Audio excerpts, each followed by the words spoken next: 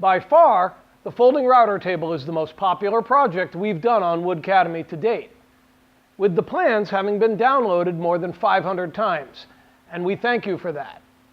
But there is a fly in the ointment. The T-Track clamp from Rockler that we originally used for the aluminum fence on this project is no longer available. Fortunately, I was able to find an alternative. Lee Valley's T-slot clamps are an almost perfect replacement, requiring no change to the fence design. But this clamp has a boss below the T section that must be removed before it will fit the multi-track. It's just a matter of filing away the boss on the bottom of the aluminum body until it fits the multi-track.